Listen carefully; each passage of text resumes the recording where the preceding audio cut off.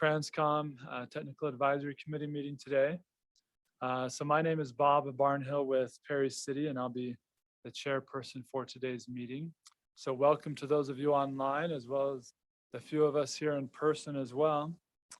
So we'll begin our July 27th meeting, and we'll begin with minutes. So as approval of the minutes here, be prepared to unmute yourself online, and those in person, you can hit the microphone button to turn your microphone on. We'll just take a quick voice vote. So we need to approve the meeting minutes from May 25th. Someone like to make a motion for that? This is Eldon Bingham with UDOT. I'll make that motion. Is there a second? Steve Parkinson from Roy City. I'll second it. Okay, we have a motion from Eldon and a second from Steve. So go ahead and unmute, turn on your mics, and all in favor? Yes? Yes. Yes. Aye. Yes. And any opposed to that? Okay, thank you. We're few in numbers, but those minutes were approved. So I'll quickly go through the agenda for today. First, we'll invite Ben Wuthridge with Wasatch Front Regional Council to review the Transportation Improvement Program with us.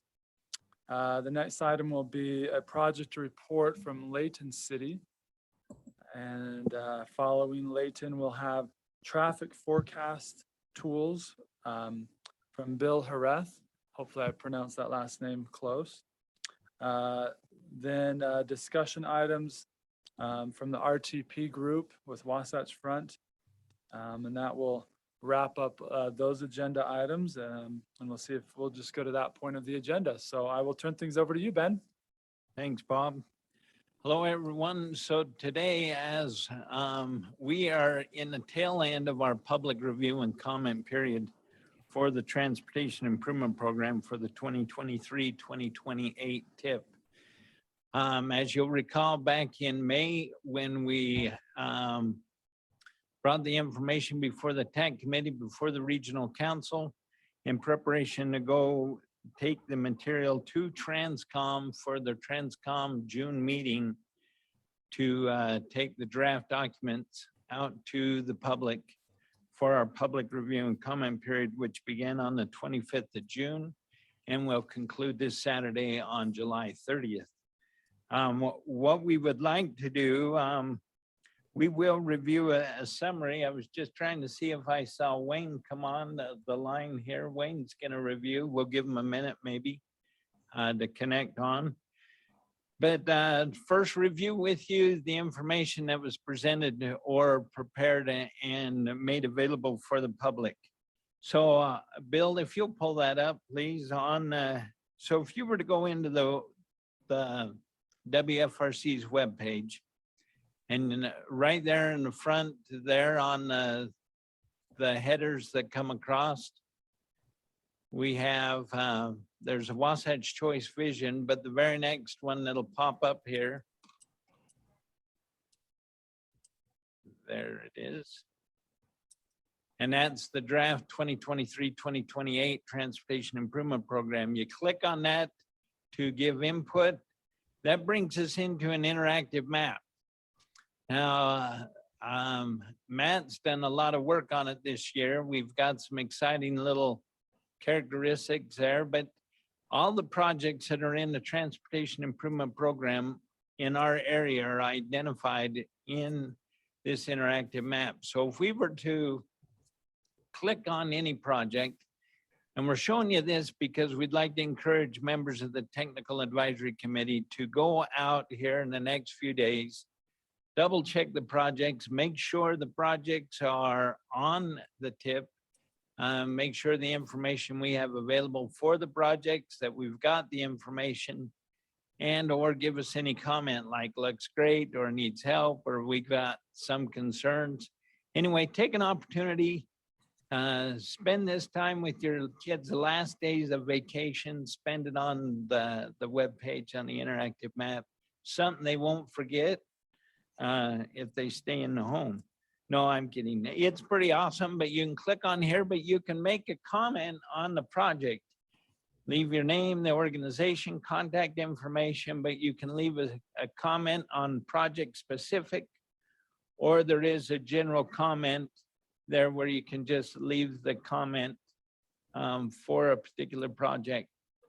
The other part that we want to make you aware of are the projects. Here's the general comment form. Thank you, Bill. It's also the tip tables. And we made you, so when we were going out for public review and comment, we identified, or we told the TAC committee that we would send that link out to you. It came to you in the form of the newsletter. Hopefully all of you were able to see that there and were able to access those tables. But this is the tables. If you want to scroll through mega fast, it's the front pages. So we've got the STP programs, and then it goes into the CMAQ programs, and then into the TAP programs. And we pulled these out specific because these are the projects that you recommended and that were programmed over the years. The new projects are the ones that are highlighted in the dark blue at the very bottom of the tables. So those dark blue ones were the ones that were added this year. But then as you scroll down further into the tables, all of the projects, including these projects, are included in the other tables as well. So that information, we've got just a few days left of the public review and comment period, and are requesting any information or any comments from the TAC committee. Wayne, are you on?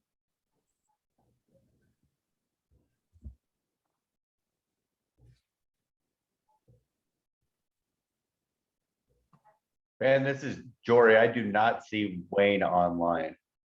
Okay. Wayne was going to review a summary of the comments received.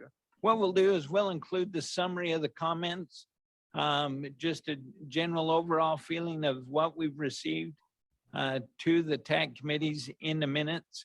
When we take the comments to TransCom and to the regional council, we actually will have all the comments as well as a response to those comments that we will work on. The response will come later. The summary will be provided to TransCom and regional council. Are there any questions for the TIP review for approval? Maybe I didn't say that right. The TIP public comment period of time before approval. None? Great. So real quick then, what we're going to do is close this. Let's give you just then a timeline for our next process. So as you're aware, as the TIP will wrap up here in August and will be approved by the regional council, in that same meeting, we will also get direction from the regional council to send out a request for letters of intent.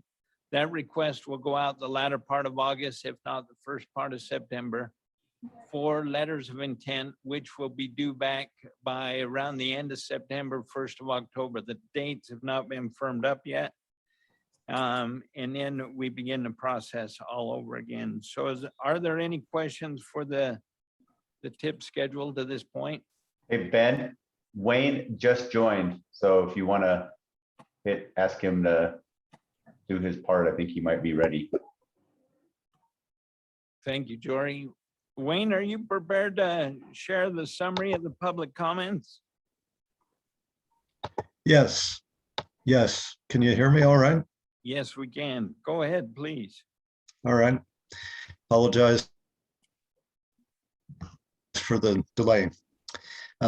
So these are a handful of comments where we received multiple comments along a similar vein or similar thoughts. There were about 80, there have been about 80 comments total so far. And so I'll just share a handful of handful of themes among the comments received. There was a desire for funding more protected bike lanes, in other words, protected by concrete barrier or grade separation. And along a similar vein, provide safe and connected pedestrian and bicycle facilities and infrastructure, including at crossings, support for separated bike facilities that are funded. So there was support for several active transportation projects that are on the program, and there were requests for more transit service and transit improvements. There were comments along the lines of please increase transit capacity rather than roadway capacity. And then there were also requests for specific safety improvements for all modes. So that just gives you a flavor of some of the themes that were in that are in the public comments that have been received to date on the draft tip. That's all I have, Ben. Thank you, Wayne. Are there any questions as where we are in the current tip or the proposed process? All right, Mr. Chair, that's all I have. Wonderful. Thank you, Ben and Wayne. And is there a representative from Layton City? We'll let you jump on and take over. All right, here, perfect.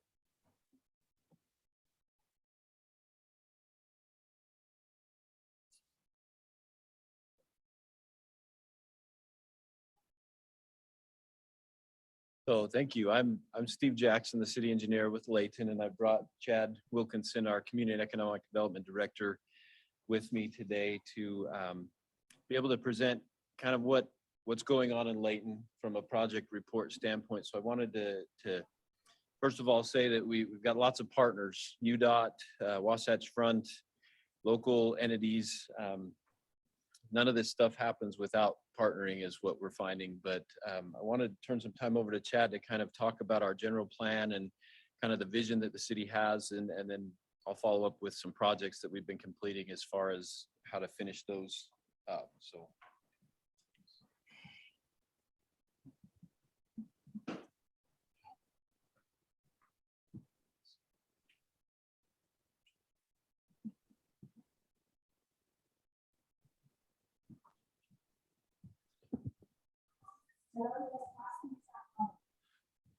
Thank you very much. This is Chad Wilkinson. I'm the Community Development Director for Layton City. Maybe we could just have you guys advance the slides. That'll just be fine.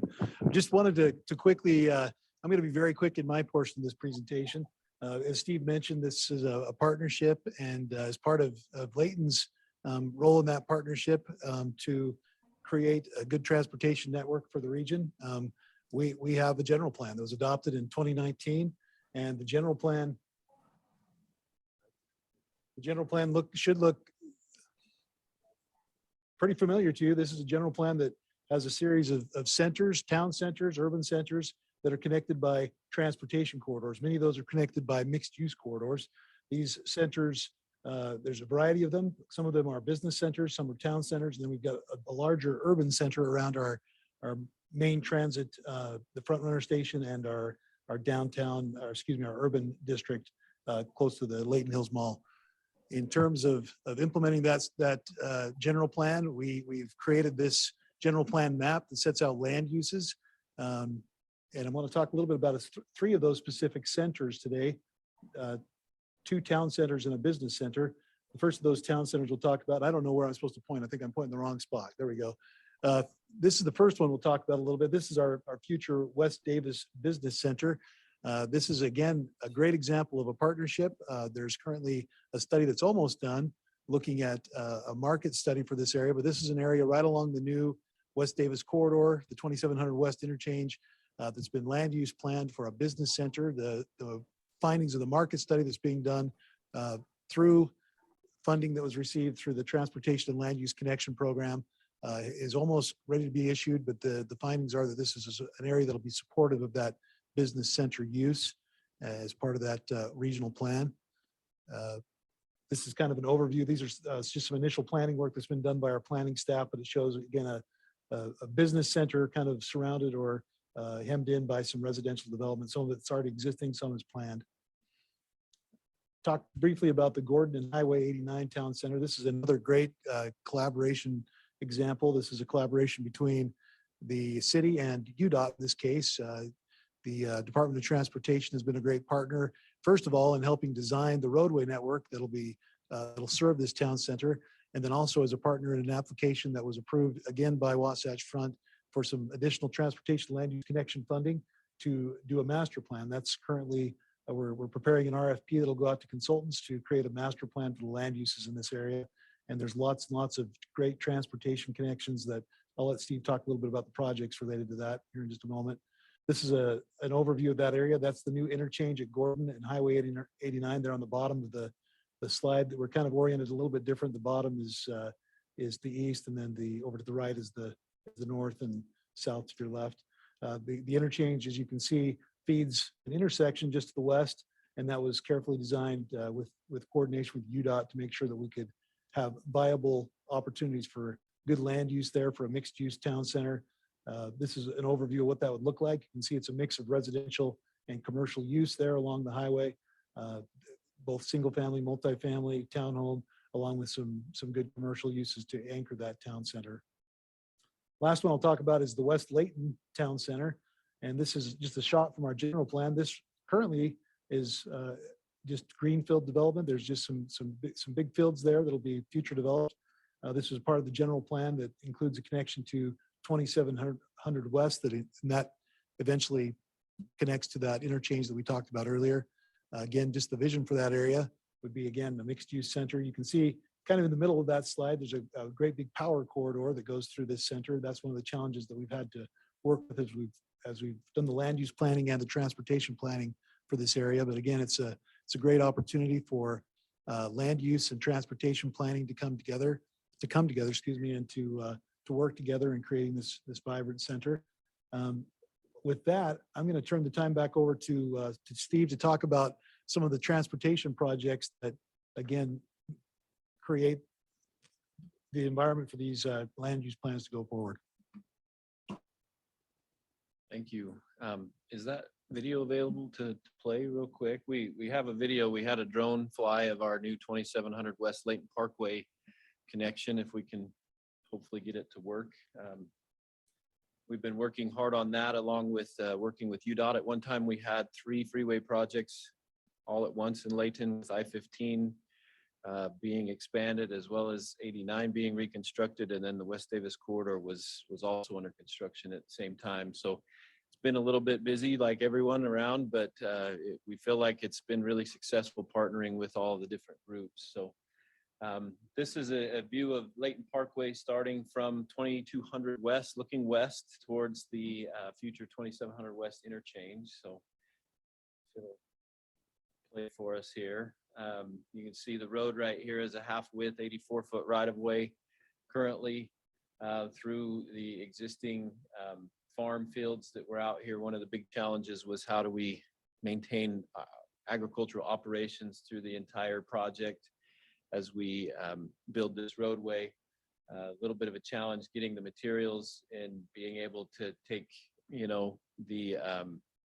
the water at the same time as we were trying to build this road, but we were pretty successful in keeping the agricultural operations in place. So, and then now we're turning on 2700 West, heading north towards Gentile Street.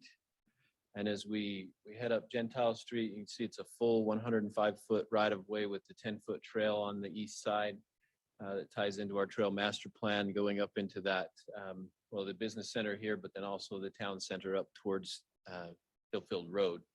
As the drone stops and raises up a little bit in the distance to the top of the screen, you can see where the future of this road will head towards Hillfield Road up to the north. And then as we get up here, where the drone will turn around and you can see the expanse of the area that could potentially develop with these town centers and business centers. And then as we fly south, the the roadway will connect into, in the top of the screen again, the 2700 West interchange and West Davis corridor.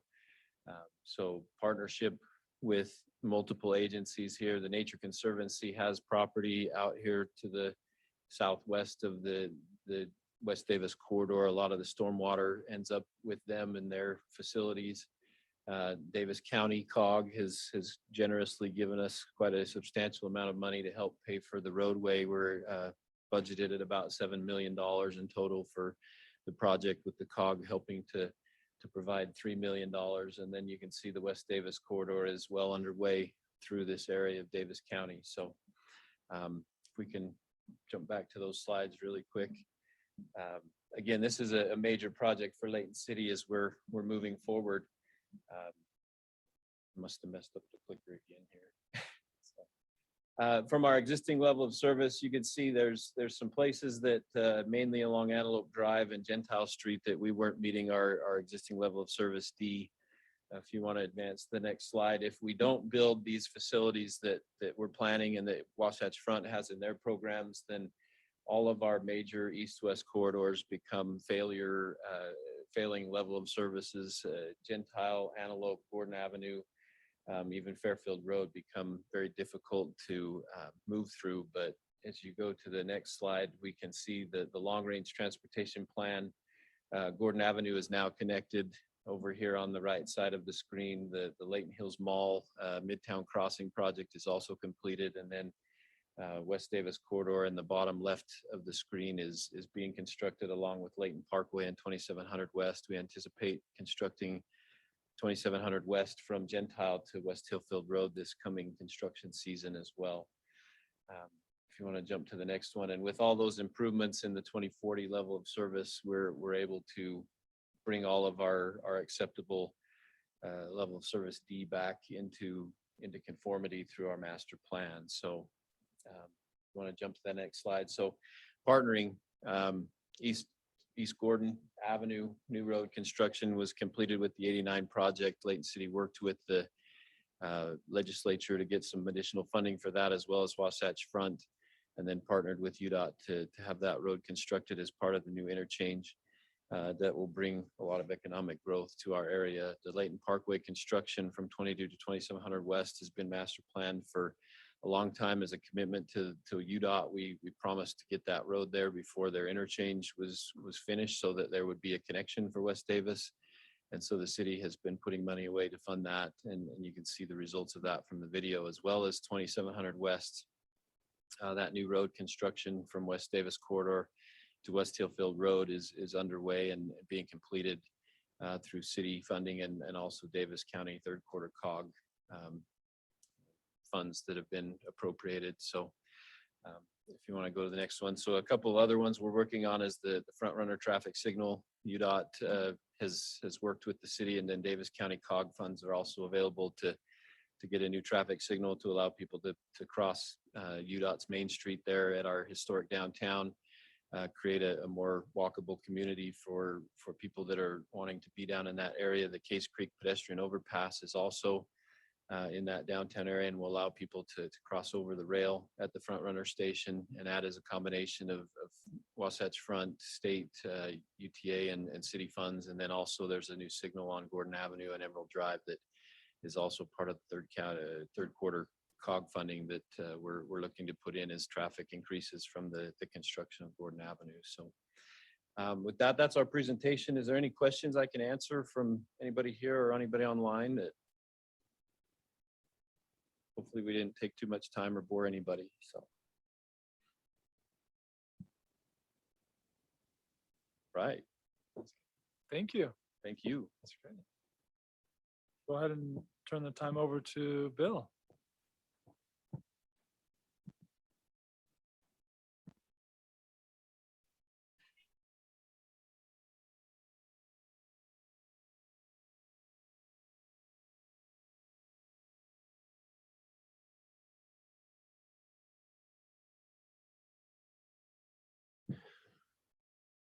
Okay, I'm Bill Harris. My last name's pronounced like Harris, but with a lisp, Harris.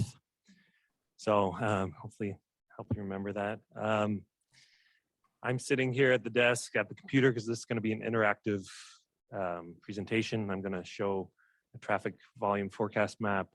So there's a lot of data, a lot of clicking, and I'm going to do a live demo, which usually it's hard, like you never want to do a live demo in case something goes wrong, but hopefully it won't this time, knock on wood. But first of all, to get to this map, you can just go to the Maps and Data section under Maps. This opens the map gallery, and then the traffic volume map is right here. You can just click on it, and this will open the traffic volume map.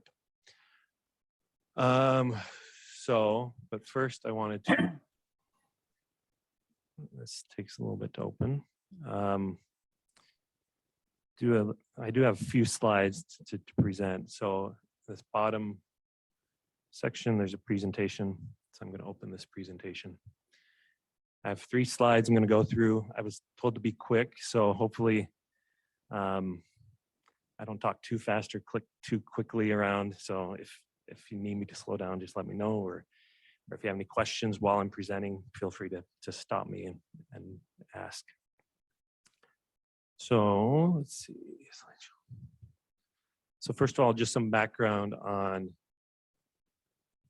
this traffic volume map. So hopefully you've seen this before. This is a lot of information. Basically, this shows all the data we have, the travel demand models and land use model software we use, and the forecasts we provide. So this web app looks at these two, will present information on these 2 products that we produce, the forecasts for traffic volumes, and also in the basic version, and in the advanced version, you can see city and TAS growth. So those are both in this traffic volume map. First, a background on forecasting. We forecast traffic at the roadway segment level. These are usually the UDOT ADT segments, the traffic volume segments that UDOT produces, but we have some tweaks to make more refined segments in our area, and also any new roadway segments. New roads are also added to this data set of segments. So in the WFRC area, there are about 2,800 segments. And this is better than looking at the travel demand model, which is about 15,000 links.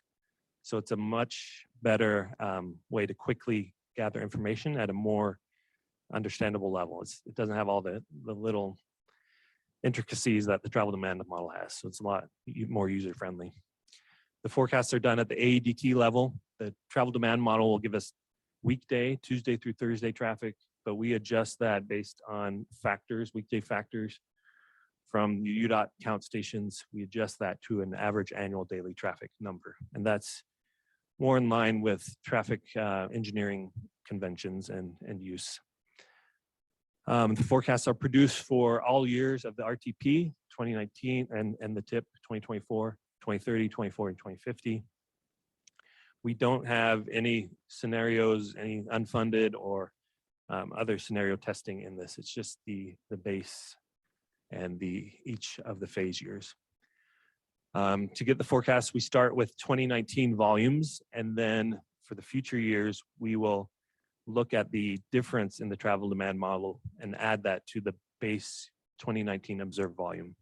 So the volume you get is adjusted based on observed. So any error in the model between observed and modeled traffic volumes will be carried forward into future forecast years. And then we also do further adjustments of these volumes. We don't take every number out of the model and use it as a forecast. We do consider changes in the facility types and the adjacent roadway network. We try to reconcile with historic trends. We correct for any model idiosyncrasies. If you see a travel demand model raw output, there are certain things that just don't make sense, but it's based on the assumptions and what goes into travel demand model. So we correct all those as best we can. And then we try to smooth traffic out so you don't see a lot of ups and downs in the traffic forecast. And then this app, we work together with MAG, UDOT, and other MPOs in the state. So this has statewide information. So you can go down to St. George, if you want to see traffic volumes down there, or any other part of the state. I will say some MPOs don't have their interim year data yet, so some state, St. George or Cache or Summit, you'll only see 2019 and 2050. You won't see the interim years. Okay, hopefully I'm going fast enough. I need to speed up. Just two examples of forecast. These are two segments, I-15 in Davis County on the left, and then Main Street and Sunset on the right. You can see the observed volumes from UDOT in blue, and then our forecasts are in red. I-15, our forecasts correspond with the model output. So the model volumes are the bigger, in this right graph, you can see the model output would put the forecast in these locations, but then the manual adjustments, we adjust up. We adjust these to be more in line, talking about those reasons to adjust model volumes. So instead of dipping down in 2024, we keep it a little consistent. And then when 1800 North Interchange opens, it drops down. Sorry, the link. We can put the link in the chat. After we're done, I'll put it in the chat. Okay, so let's go to the map. So I'll just walk through the map. First of all, you can see the about notes. It'll tell you when it's been updated. It will tell you who to contact for questions. Then you can download the data itself and make your own maps if you'd like. So the advanced and basic versions, you can toggle between them in this title bar. So here's the advanced version. You have 3 modules. You have traffic forecasts, population employment forecasts, and unified plan projects. So this is the RTP projects. So first we'll start with traffic forecasts. This Salt Lake County, you can see this is a 2050 forecast. We have 2 sets of display. We have the ADT, which is the basic, just the straight volume from that forecast. And then we have a change, which is the difference between years. So 2050, the blue colors, the cooler colors are smaller, and thinner lines are the smaller volumes. And then the red and thicker are the higher volumes. So you can see I-15 here, the higher volume. As you zoom in, you can see the labels will populate as they load. So you can zoom in and see the forecast, and you can click on any segment, and this will open up on the left, kind of the map I showed before. It'll show the observed volumes in the dark circles, and then the forecast volumes in the squares. So you can select either on the map, or you can click, like if you want to go to Highway 175 in Salt Lake County, you can go there. You can go to Davis County and see the roadways there. And so pretty easy to find segments here. I'll zoom out and show you the difference, ADT difference map. So I'd like, for Davis County, North Davis County, I'd like looking at 2019 to 2024, because you have a couple big projects coming online. You have the West Davis Corridor, and you have US 89 being converted to a freeway. So you can see the volume difference on those 2 facilities is pretty high, because it's new traffic in those areas. So if you zoom in, you can have 22,000 vehicles on West Davis Corridor, and about the same amount on US 89. And then you can see the blue volumes where the blue links are where traffic drops. So because of these new corridors, you have less traffic on I-15 and some of the cross streets that connect to I-15. So you can kind of visualize the shift in traffic. If you need to, there is a legend. Sorry, I should open that up. And then if we go, I just thought this is cool, looking at 2024, 2030, the 1800 North Interchange opens, and you can see the traffic change there. So, and then if we want to go to population employment forecasts, I'll turn off the traffic layer. So this gives us the TAS level forecasts from the from the RTP. So this is the population forecast. You can click between households, employment. Typical employment is the total employment of retail, industrial, and office. That's typical. It doesn't include like construction or mining and stuff like that. So you can click on the employment, see the employment forecast for 2050. You can also do a similar thing with volumes. You can click on changes year to year. So 2015 was the base year of the socioeconomic data. So 2015 to 2050, you can see a growth of about 5,000 more jobs in this TAS with Fremont Center. And you can click through and see the change in employment there. You can also look at densities. So if you look at population density, you can see the change 2015 to 2050. You can see the densification in Layton around I-15 and some of the centers that are planned. And then if you want to get more specific, you can click on a TAS. You can either select a county and see the county level, or you can, and a city. So you go Davis and see Layton City. And this will give you, this is the population density forecast. You can go back to total, see the population forecast for Layton going from 75,000 in 2015 to 135,000 in 2050. Or you can select TASs on the map. Let's say you just want to see around the Layton Hills Mall. You can click some TASs and then you'll get a forecast.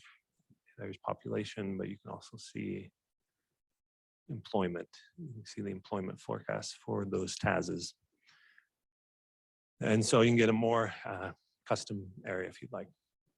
So that's the forecast. And then the Unifying Plan projects. This is just a display of the other maps we have. You can look at the projects. So if you have a question, okay, why is there so much additional traffic? Maybe it's helpful to look at the projects for that area. So you can see phase 1, you can see the West Davis corridor and US 89 interchanges, construction there. So that gives you more context. So that's the map. Hopefully I didn't forget anything. Any questions? Yes. Yes, this is Bartley Matthews with Davis County. Just thinking about some of the population projections and how the modeling gets there, especially as we're looking out at like as far as 2050. Throughout Davis County, we have approximately 13,000 acres of green space left. And once that's built out, then Davis County's built out. And so then it starts looking at scenarios where we've got redevelopment to get that higher density and so forth. Is that, how do you build that into the model and so forth? Or are we looking at a scenario where if Davis County and the cities in Davis County kind of choose to remain at their same density levels, once that 13,000 acres is built out, would we start seeing our population spill into Weber County, where there's more open green space development up there and so forth? Or I'm just curious, you know, as we look at it, will we really get to some of those numbers that are projected in 2050? Unless there's a greater appetite to allow for higher density and redevelopment in Davis County, et cetera. Yeah, that's a big question there. So I don't do the land use models myself, but I work enough with it that hopefully I can answer it. If others need to jump in and help supplement my answer here.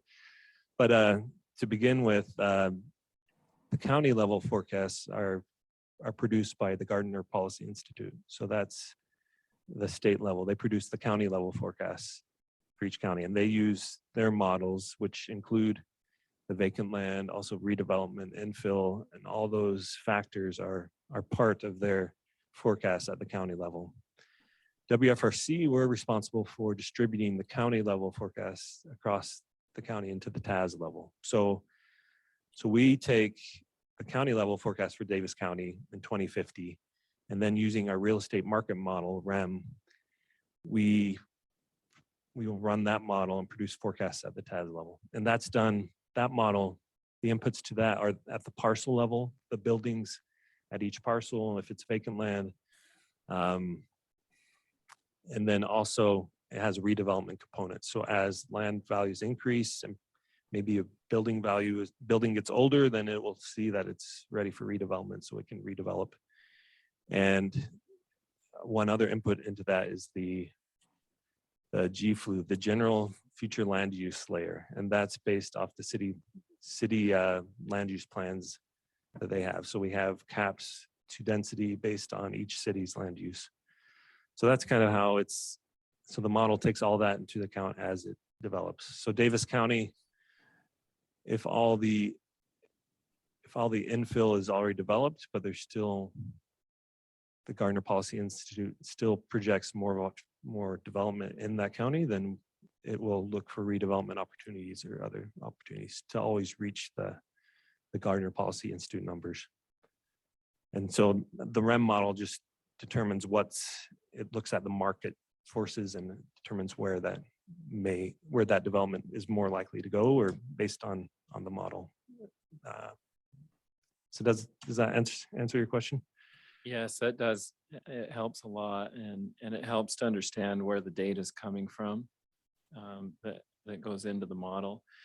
Another quick question regarding some of the transportation numbers. We have the UDOT observed counts, and I was just curious too. We're looking at how can we better count active transportation in Davis County on some of our trail systems, especially, et cetera. And I've come across streetlight data, and I'm curious to learn, is that effective for counting, having observed counts out there and finding out what's actually happening today on our trails and even on our roadways and so forth. And does WFRC use that data very much? Yeah, so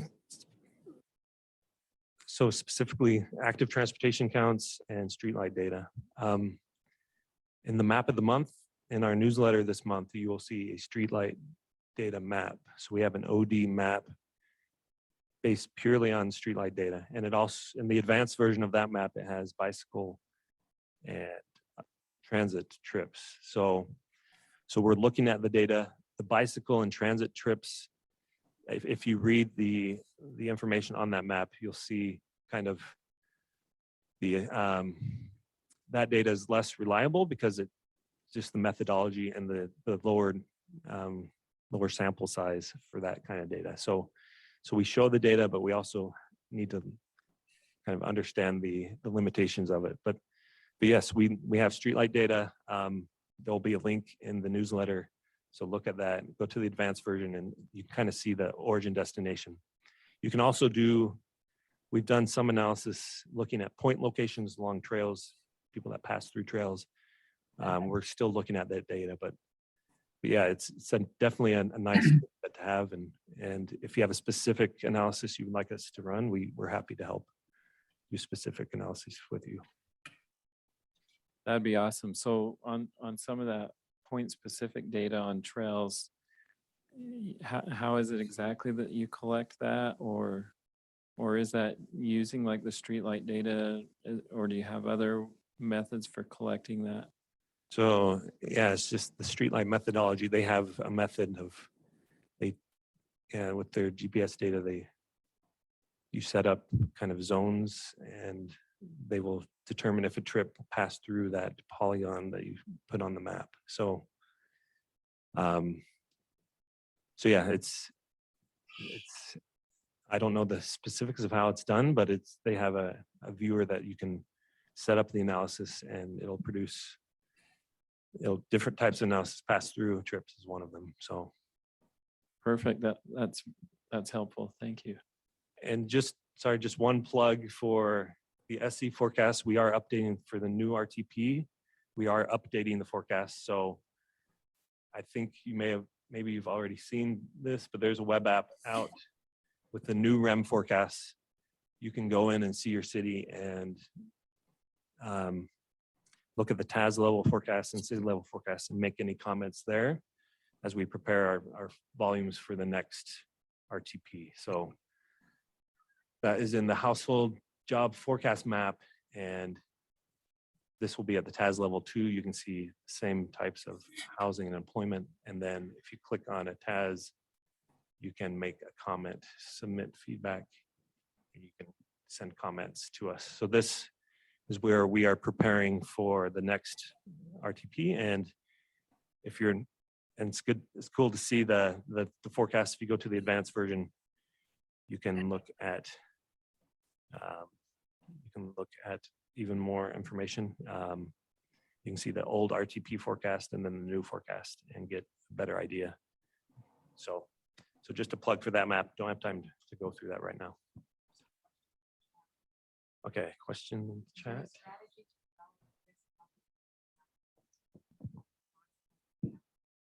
Okay, so the question is about the Box Elder County portions of WRC's strategy.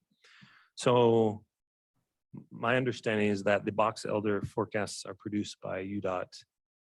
So they control that process. We are going to add it into our map because currently it's grayed out.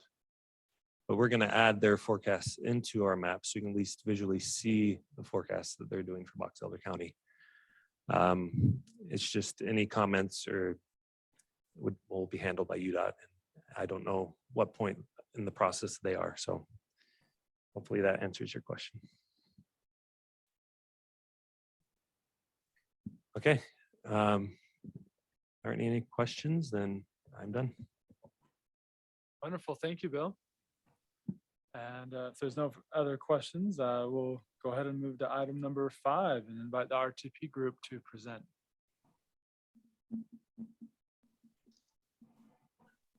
Thank you. We will do a joint presentation with Julie Dornstead and myself, Dory Johnner, both with the Long Range Planning Group here at WFRC. So Julie will share the slides and I will do the first half of the presentation. She'll do the second half. So thank you all for prior comments on the RTP needs-based phasing. We got quite a bit of comments, so wanted to acknowledge that. But let's just jump right in here to the presentation. Stop us if you have any questions along the way. We'll try to monitor the chat as we go along as well. So Julie, next slide. Quick reminder, the Wasatch Choice vision is made up of a three-legged stool, call it, with economic development, land use, and transportation. Underneath the transportation is the regional transportation plan, and hopefully you're all intimately familiar with that. The last plan was adopted in 2019, May, and it's been amended a few times because nothing's ever totally set, but that is the plan that Ben and his group with the TIP utilize and you all for projects in the first phase. The plan is built around the 10 Wasatch Choice goals. You can see them on the right side of your screen. So every step of our regional transportation plan uses them as kind of our clearinghouse or screening method. So we look at those 10 goals to help develop this plan. Next slide. The plan includes all three transportation modes of walking, biking, vehicles, so active transportation, walking, biking, roadways, and transit, along with the coordination of the land use, so housing, population, employment that Bill just showed you all. So you can see those on the three kind of dots at the top. We do it on a 4-year cycle, so we are in the 4th year. We have about 9 months left before our next plan will be adopted. It's financially constrained, meaning that it's not just a wish list of projects, but we work very closely together with the other MPOs in the state, UDOT and UTA, to develop a financial model that helps us estimate not just existing revenue into the future, but even new revenue and new sources. And it conforms to air quality conformity budgets that yours truly in the room there, Kip Billings, helps us make sure our plan meets those budgets with air quality. It's broken into 3 phases. So phase 1 is 2023 to 2032, 10-year phase, 33 to 42 for phase 2, and phase 3 will be 43 to 50. We do also we never have enough funding, and Julie's going to cover this.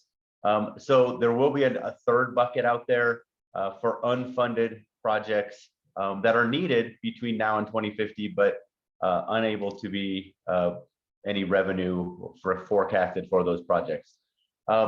We, as I made mention, are in our final year. Here's kind of a highlight of our RTP development over the last couple of years.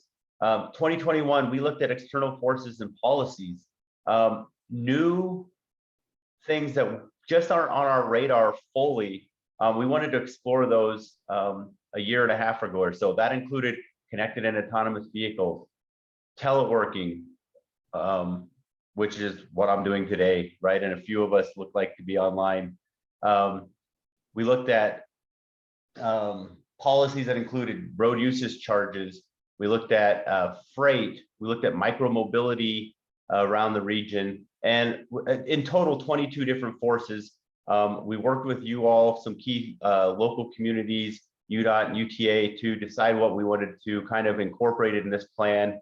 And we moved forward a few of those into the plan, and including kind of weaving them into our travel demand model that the Bill and team is working on.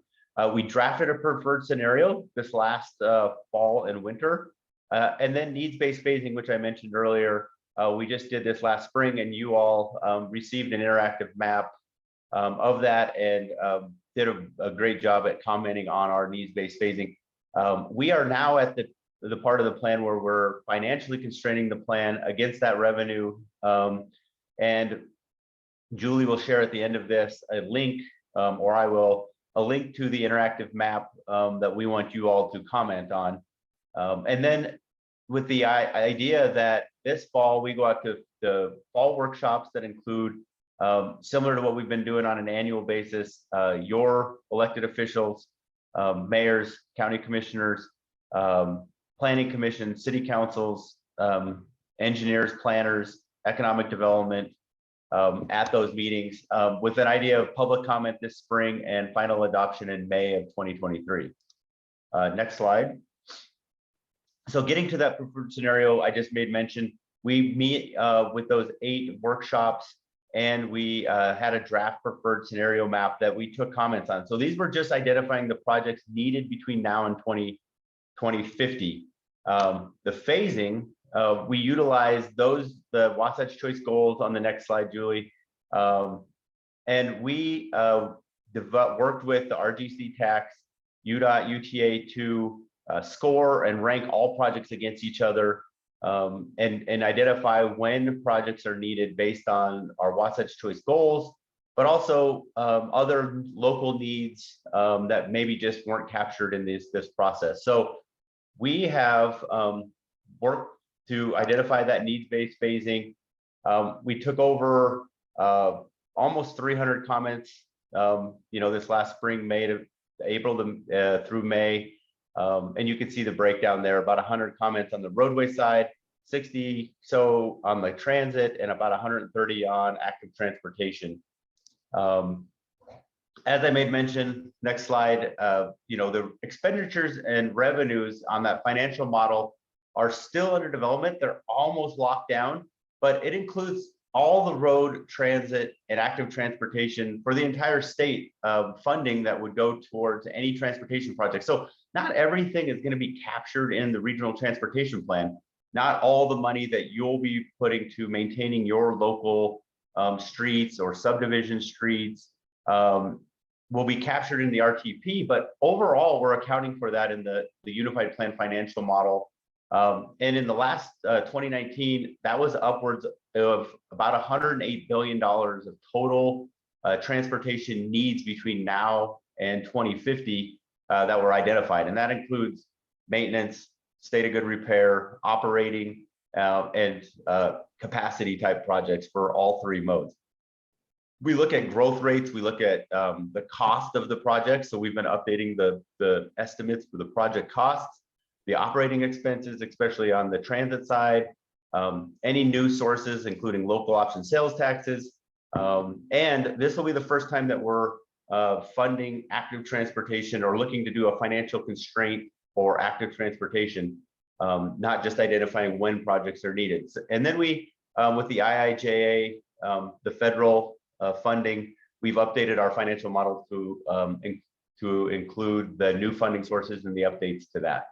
So with that, Julie's going to go into some detail about the funding availability and the needs for the three modes, and then go from there. So Julie, over to you, unless anybody has any questions before Julie jumps in on the prior part of the presentation. All right, and I'm being heard, Julie. Great, thanks, Jory. So after we did all of that modeling, as Jory just mentioned, this is how much funding we have available for planning purposes for the three modes between now and the end of the plan in 2050. So just under $1 billion for active transportation projects, close to $18 billion for roadway projects, and about $5 billion for transit projects.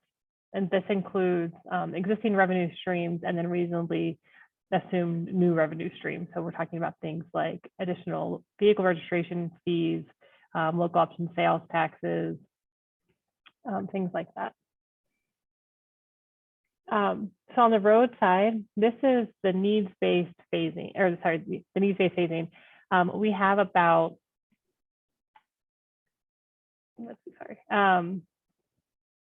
about $25 billion of roadway needs, both on the state and local side between now and 2050. About 18 billion of that is on the state side, so our interstates and limited access highways, and then whatever else UDOT owns and operates. And then about 7 billion of that is on the local side. Of that $25 billion, about 14 billion of it, or just over half, is needed in phase one. About a third is needed in phase two, and then a little less than 5 billion of it is needed in phase three. When we compare that with revenue that we have available on the roadway side, you'll see that we only have about $6 billion of state revenue and about 1.3 billion of local revenue in phase one, so about $7.5 billion versus the $14 billion of need. So we can fund about half of that. And then in phase two, we have about $6 billion of need and about we have, $6.2 billion worth of need and just under $6 billion worth of funding. But what happens is that part of that phase one money, that phase one needs that we can't afford in phase one, come down to be afforded in phase two. So some of those phase two needs will then need to be phased and financially constrained phase three, and pushing back some of that phase three funding. So overall, we'll have about $7.5 billion worth of projects that we won't be able to fund in the next three phases.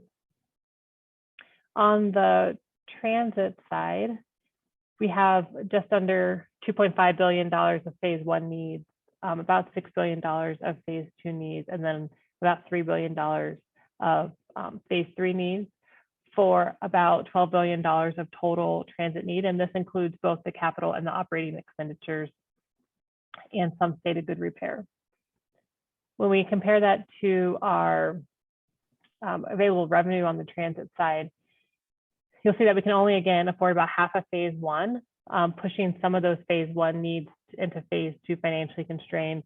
We can only afford about a third of phase two, and then about 2/3 in phase three. But when we kind of waterfall phase one needs back to phase two needs back to phase three, you'll see that all of phase three and some of phase two will be unfunded because we only have about half the revenue available to fund the transit needs that have been identified in the plan.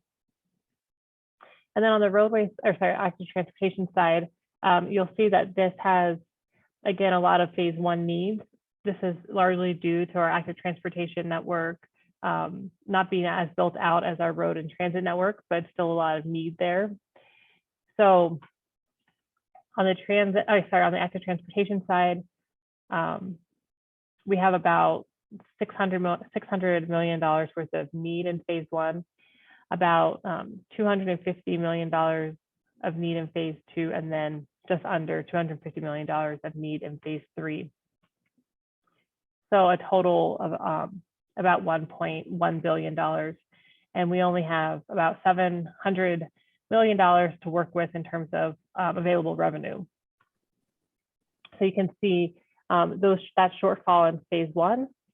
We're not really being able to fund a lot. We only have about $150 million that we identified for active transportation projects, and we have over $600 million worth of need. Phase two, we get a little bump up in active transportation revenue because we're now assuming some additional revenue from the TIF AT is coming in. But overall, like I said, we have over $1 billion worth of need and about $700 million worth of available revenue. So on all three modes, we're having a shortfall from what we've identified as need to what we've identified as available revenue. So I can drop this link in the chat. And we have put together with our analytics group a map that you can explore the financial constraint phasing based on the mode, as well as the phase years. You can also explore those based on the type of project, the cost of the project. And so it's a really cool application that you can go through. We're asking, we share this already with the planners at our Plan TAC meetings, and Plan TAC in Salt Lake County and the RGC TAC in Davis and Weber County a couple of weeks ago. Hopefully they've already started sharing this with you all, but we are asking for comments on our financially constrained phasing between now and August 5th, in particular noting where, if any of those projects that are on the local side and will be paid through developer funding, where those projects are, so that we can add that value into our financial constraints. We'll also follow up with you via email with this link, and again, just reiterating that August 5th deadline for review. So Jory kind of mentioned the schedule before. We're coordinating with UDOT and UTA through the fall, doing workshops and stakeholder outreach. We'll be coming out to our locals in our annual workshops this fall in October and November, and then coordinating with the Unified Plan, so that's UDOT, UTA, and the other 3 MPOs in the state on those financial aspects. This winter, we'll go into a public comment period on the financially constrained plan, and then we'll adopt through our council May of next year. Jory, anything else you want to add? Just that when you make comments, we'll stay around, Julie and I will, for a little bit after this meeting. If you'd like to hit us up with any of the comments, if you click on the link that Julie put in the chat, you can click on the project, and at the bottom of the project information, there'll be the make a comment option. Please, as you're doing this, as Julie was going through the financial numbers, remember that we've got to balance the budget out, right? So if you're making a request to move a project into phase one or up in the plan, then be thinking about which project we should be pushing back, right? Help us think about that. Julie's showing you right now, where to leave the comment. She clicked on a project, scroll down, you can click a project. Include your name, contact information too is really important, because we'll want to follow back up with you. And so, yeah, I guess that's what I got, Julie, on that part. Okay. Yeah, so I don't know if anyone has any questions about the process that we went through, or any next steps.